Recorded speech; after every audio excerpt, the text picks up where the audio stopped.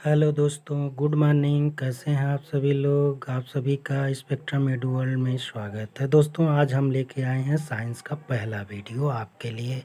दोस्तों, हम लोग बहुत मात्रक पढ़ते हैं और देहात में आम भाषा में कभी कभी कुछ ऐसे मात्रक प्रयोग किए जाते हैं कि जिसके हम पढ़े लिखे लोग भी नहीं जानते हैं। उसका नाम तो सुना होता है लेकिन उसके बारे में नहीं जानते हैं। तो दोस्तों, आइए आज हम कुछ ऐसे मात्रकों के विशेष मात्रकों के बारे में चर्चा करें या आपको बताते हैं जो हमें जानना ज़रूरी होता है। तो आइए दोस्तों, इसके क्रम में सबसे पहले दोस्तों आइए हम देखते हैं कुछ विशेष मात्रक के तहत लंबाई की मात्रक। यानी लंबाई में हमने मिली, सेंटी, डेसी, किलोमीटर, ये सब हेक्टो, डेको सब पढ़ा है।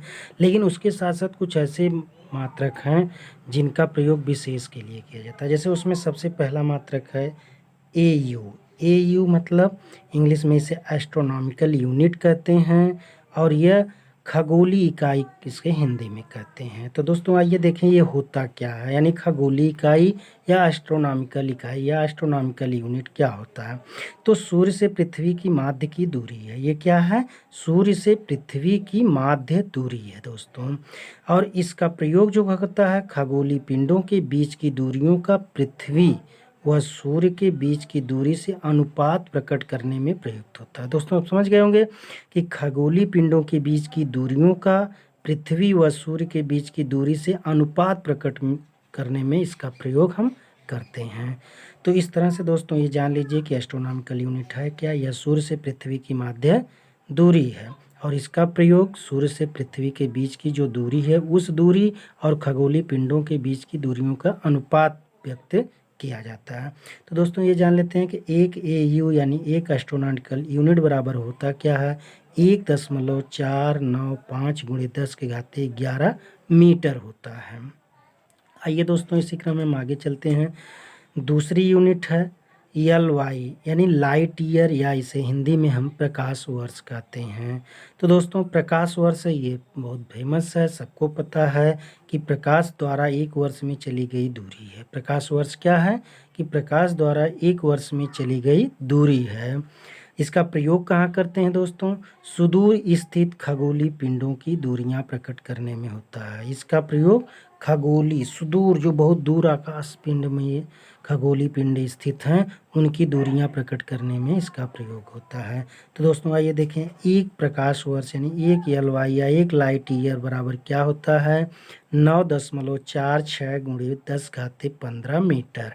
यानी दोस्तों यह कह लें तो प्रकाश वर्ष की जो दूरी है वह कहीं न कहीं एस्ट्रोनॉमिकल दूरी से बड़ी है। तो आइए दोस्तों अगला देखें, पारसेक। पारसेक जैसा इसे इंग्लिश में पैरालैक्टिक सेकेंड कहा जाता है। दोस्तों पैरालैक्टिक सेकेंड जो है इसी का ये संक्षिप्त रूप पार और सेक है।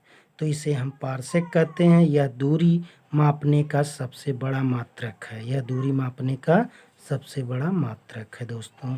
तो एक पारसेक बराबर होता है 3.084 × 10⁻16 मीटर होता है, यानी 3.26 प्रकाश वर्ष होता है। एक पारसेक बराबर कितना होता है? 3.26 प्रकाश वर्ष, यानी लगभग कह लें तो प्रकाश वर्ष का 3.25 गुना के करीब क्या होता है? एक पारसेक होता है। और अभी तक यह दूरी की सबसे बड़ी मात्रक यानी सबसे बड़े मात्रक के रूप में इसका प्रयोग किया गया है दोस्तों।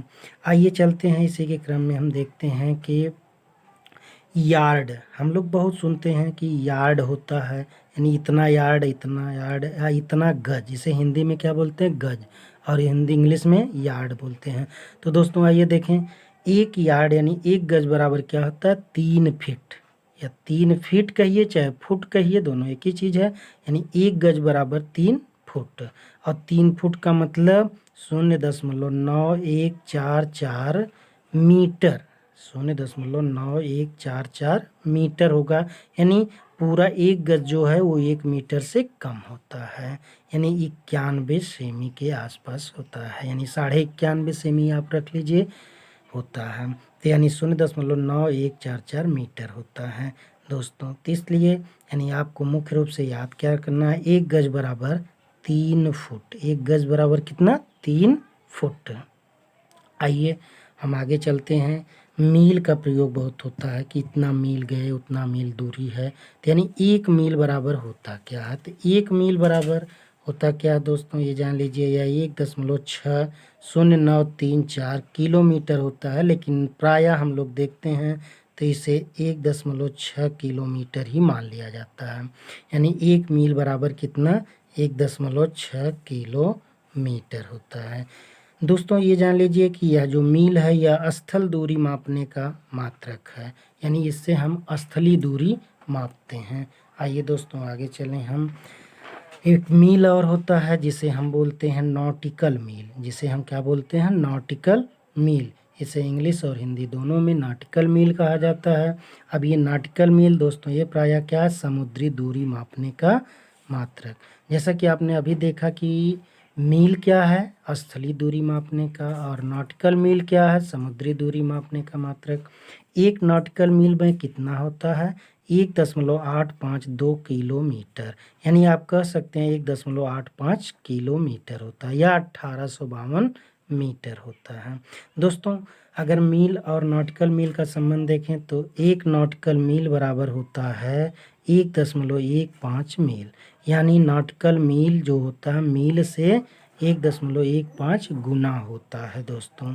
आइए इसी क्रम में हम दोस्तों आगे चलते हैं। इस तरह से ये दूरियां थीं, दूरी के यानी लंबाई की दूरियां थी जिसे हमने देखा। अब आते हैं आगे दोस्तों क्षेत्रफल का मात्रक। कुछ ऐसे मात्रक हैं जिनका हम प्रयोग करना मुश्किल समझते हैं, तो आइए देखें उनमें क्या संबंध है। दोस्तों 1 वर्ग फुट, आपने फुट देखा होगा, 1 फुट यानी 1 वर्ग फुट का मतलब 1 फुट लंबा और 1 फुट चौड़ा क्षेत्रफल।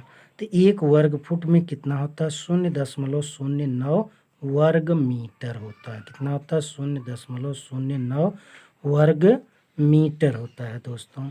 अब ये जान लीजिए कि 1 वर्ग गज में कितने होंगे, 9 वर्ग फुट, क्योंकि 1 गज में पीछे बताया गया 3 फुट था। अब यहाँ पे 1 वर्ग गज है तो 3 त्रिका 9 फुट हो जाएगा, और 9 फुट में दोस्तों ये 0.83 वर्ग मीटर होगा ये दूरी, यानी 1 वर्ग गज में कितना, 0.83 वर्ग मीटर, या 9 वर्ग फुट 1 वर्ग गज में। इसी तरह एक बिस्सा में कितना होता है, जिसे हम देहात में बिस्सा बोलते हैं, उसी को बिस्वा कहा जाता है। एक बिस्वा बराबर 1350 वर्ग फुट, 1350 वर्ग फुट, या 121.5 वर्ग मीटर। तो एक बिस्वा में 1350 वर्ग फुट होता है, या 121.5 वर्ग मीटर के बराबर होता है एक बिस्वा। फिर हम देखें दोस्तों 1 एकड़ किसके बराबर होता है, 1 एकड़ यानी 4840 वर्ग गज के बराबर होता है, जो 43,560 वर्ग फुट के बराबर होगा, और ये देखेंगे तो 4047 वर्ग मीटर होगा, यानी 1 एकड़ में 4047 वर्ग मीटर। या दोस्तों हम कह लें कि 4047 में अगर 121.5 एक बिस्वा के मीटर वर्ग मीटर से भाग दे दें तो आ जाएगा 33.30 बिस्वा, यानी हम दोस्तों कह सकते हैं कि 33 बिस्सा, या कहीं कहीं दोस्तों इसी को लोग 34 बिस्सा 1 एकड़ में कहते हैं कि 1 एकड़ में कितना, 34 बिस्वा होता है। आइए दोस्तों आगे चलें हम इस तरह से, यानी आप मोटा हिसाब रखिए 1 एकड़ में 34 बिस्वा, या सही जानते हैं तो 33.3 बिस्वा होगा। अब दोस्तों आइए 1 बीघा में आपने नॉर्मली सुना होगा 20 बिस्वा होता है। 20 बिस्वा का मतलब कि 2430 वर्ग मीटर, 2430 वर्ग मीटर होगा, कितने में, 1 बीघा में, यानी 20 बिस्वा में। आइए दोस्तों अभी आपने देखा कि 1 एकड़ लगभग 34 बिस्वा का हो रहा था, या 33.3 बिस्वा का हो रहा था, और 1 बीघा 20 बिस्वा का। 1 एयर दोस्तों, 1 एयर बराबर कितना होगा, 100 वर्ग मीटर होगा, और 1 हेक्टेयर में 100 एयर होता है दोस्तों, और 100 एयर बराबर यानी 2.471 एकड़ होगा, और इतने बराबर 10,000 वर्ग मीटर के होगा। यानी आप ये समझ लीजिए दोस्तों कि 2.47 एकड़ बराबर 1 हेक्टेयर होगा, और 1 हेक्टेयर में 100 एयर होते हैं, और 1 एयर बराबर 100 वर्ग मीटर होता है। तो इसी तरह हमने दोस्तों देखा कि बिस्वा, एकड़, बीघा, एयर और हेक्टेयर या एकड़ का संबंध क्या है, इसे आप मिलान करके आसानी से सीख सकते हैं। तो आइए दोस्तों, हम अब क्षेत्रफल के बाद आते हैं कुछ विशेष मात्रकों में। अब आते हैं हम द्रव्यमान का कुछ विशेष मात्रक है, जिसमें हम लेते हैं सबसे पहले औंस का नाम आप लोगों ने सुना है कि औंस एक मात्रक होता है, यानी एक औंस मात्रक, यानी एक औंस बराबर क्या होगा, 28.35 ग्राम होता है। एक औंस बराबर कितना, 28.5 ग्राम होता है। अब दोस्तों आइए देखिए, एक पाउंड, जैसा कि सब लोग जानते हैं इंग्लैंड में ये प्रचलित है, एक पाउंड बराबर क्या है, 16 औंस होता है। एक पाउंड किसके बराबर होता है, 16 औंस का, जो कि आपने भी देखा एक औंस कितने ग्राम के होता है, 28.35 ग्राम के। तो एक पाउंड बराबर 16 औंस होता है, तो 16 औंस बराबर कितना किग्रा हो जाएगा, यानी 0.4536 किग्रा या 453.6 ग्राम होगा दोस्तों। इस तरह से 1 किग्रा बराबर 2.20 पाउंड, या हम नॉर्मली कहते हैं 2.2 पाउंड होता है। तो दोस्तों इस तरह से आप जान लीजिए 1 किग्रा बराबर 2.2 पाउंड होता है। और आपने यहाँ देखा 1 पाउंड बराबर 0.4536 किग्रा, यानी आप कह सकते हैं कि लगभग आधा केजी के बराबर होता है, यानी 453 ग्राम के बराबर होता है दोस्तों।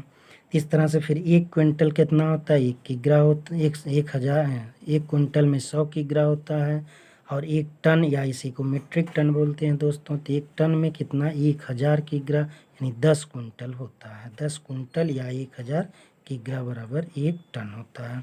दोस्तों एक चीज़ आपने सुना होगा, कैरेट, जैसा कि सब लोग कहते हैं सोने और चांदी के मापन यानी शुद्धता की माप के लिए एक कैरेट का मात्रक प्रयोग किया जाता है। लेकिन दोस्तों ये कैरेट बराबर होता है 205.3 मिलीग्राम, 205.3 मिलीग्राम।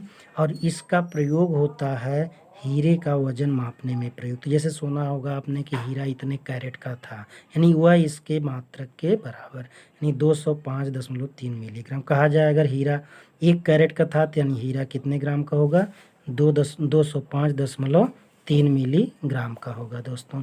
इस तरह से यह हीरे के वजन मापने का कैरेट मात्रक है, और सोने चांदी की शुद्धता का भी मात्रक है।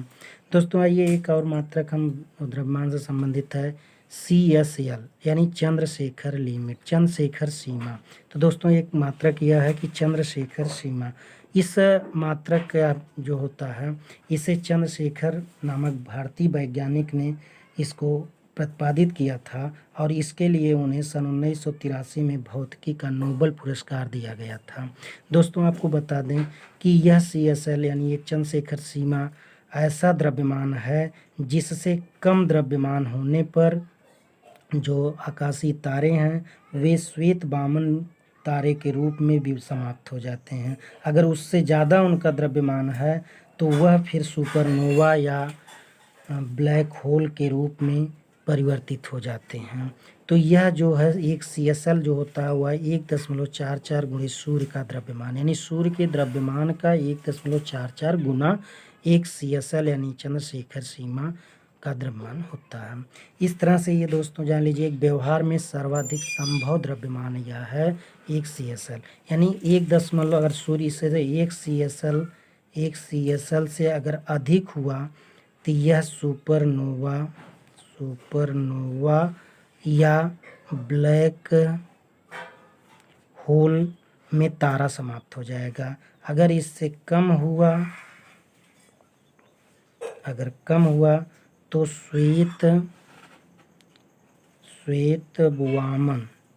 वामन तारे में समाप्त हो जाएगा। तो इस तरह से यह CSL जो है एक द्रव्यमान ऐसा है जिसका एक लीमा यानी सीमा निर्धारित करता है, जो यह निर्धारित करता है अगर तारे का द्रव्यमान इससे कम होगा तो वह श्वेत वामन के रूप में समाप्त हो जाएगा, अगर अधिक होगा तो सुपरनोवा या ब्लैक होल में बनेगा। तो ये जान लीजिए कि एक CSL बराबर होता है क्या है, 1.44 गुणे सूर्य का द्रव्यमान, अर्थात हम कह सकते हैं कि यह द्रव्यमान सूर्य के द्रव्यमान का 1.44 गुना होता है। आइए दोस्तों कुछ हम जान लेते हैं धारिता का मात्रक, विशेष धारिता का मात्रक यानी D के रूप में धारिता का मात्रक। देखें दोस्तों हम जानते हैं 1 लीटर बराबर कितना होता है, 10 घन सेमी। यानी 10 घन सेमी का मतलब दोस्तों, अगर एक ठोस घन बन रहा है तो उसकी लंबाई, चौड़ाई और ऊंचाई, यानी ये तीनों जो है वह कितनी होगी, 10 × 10 सेमी। यानी इस घन सेमी के, यानी इतने के द्रव्यमान, यानी इतने क्षेत्रफल में जितना द्रव आएगा उसे हम क्या कहेंगे, 1 लीटर। यानी 10 घन सेमी, यानी इतने में जितना आएगा उसे हम क्या कहेंगे, 1 लीटर द्रव्यमान कहेंगे। और यह 1 लीटर बराबर 3 घन सेमी या 1000 घन सेमी। अब आइए दोस्तों, ये देखें 10⁻³ घन सेमी यह हो गया। अब यह देखें कि गैलन में, जैसा कि हमने सुना है कि इतना गैलन तेल आया, इतना गैलन या इतना, तो 1 लीटर में 0.2642 गैलन होता है। यानी गैलन लीटर से बड़ा होगा। आइए दोस्तों देखें, 1 गैलन में कितना, यानी 1 गैलन बराबर 3.785 लीटर होगा। यानी 1 गैलन में 3.785 लीटर। अब दोस्तों आगे देखें, 1 बैरल, जैसा कि जो बाहर से तेल आता है, कच्चा तेल या आता है, या जो मिट्टी या डीजल पेट्रोल सब आता है बाहर से, तो वह गैलन या बैरल में आता है। तो 1 बैरल बराबर क्या होता है, 42 यूएस गैलन होता है, 42 यूएस गैलन। और 1 गैलन में आपने देखा क्या, 3.785 लीटर है, तो इस तरह से यह लीटर में होगा तो 158.9871 लीटर, लगभग मान लीजिए 159 लीटर के करीब 1 बैरल में होता है दोस्तों। तो इस तरह से दोस्तों ये थे कि बैरल क्या है, गैलन क्या है, लीटर क्या है। ये धारिता की मात्रा है, यानी इनसे हम लिक्विड यानी द्रव को मापा जाते हैं। तो इस तरह से दोस्तों हमने देखा कुछ विशेष मात्रकों को। अब नेक्स्ट वीडियो में लेके आएंगे आपके लिए बहुत अच्छी टॉपिक साइंस की दोस्तों। इस तरह से आप इस चैनल को सब्सक्राइब एवं लाइक करना ना भूलें। धन्यवाद। Have a nice day.